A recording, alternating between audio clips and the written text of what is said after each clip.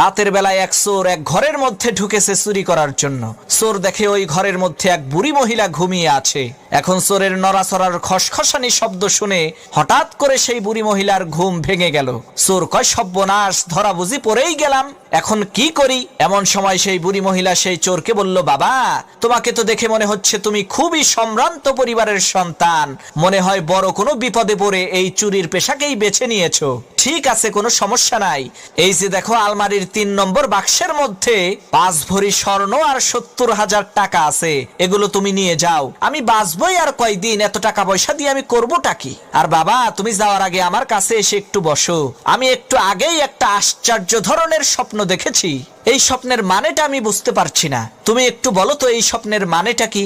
চোর মনে মনে কয়, আল্লাহ, সব বাড়ির মানুষেরা যদি এই বুড়ির মতো বড় দিলের অধিকারী হইতো, তাহলে তো আমার আর কোনো চিন্তাই থাকতো না। এদিকে সেই বুড়ি মহিলা তার স্বপ্নের কথা সেই চোরকে বলতে আরম্ভ করলো। সে, বাবা, আমি দেখলাম বিশাল বড় একটি মরুভূমির মধ্যে আমি হারিয়ে গেছি। এমন সময় একটা ঈগল পাখি এসে জোরে জোরে ৩ বার বলল, জামাল, জামাল, জামাল। এরপরে সেই ঈগল পাখিটি চলে গেল। বাবা, বলো তো এর মানে কি?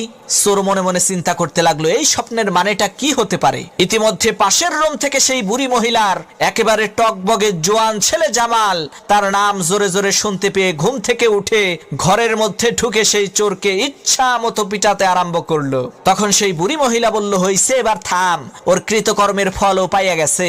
তখন সেই চোর বলল, না ভাই, থাইমো না, আমারে আরো মারো, যাতে ভবিষ্যতে আমার মনে থাকে শালারা আমি একটা চোর।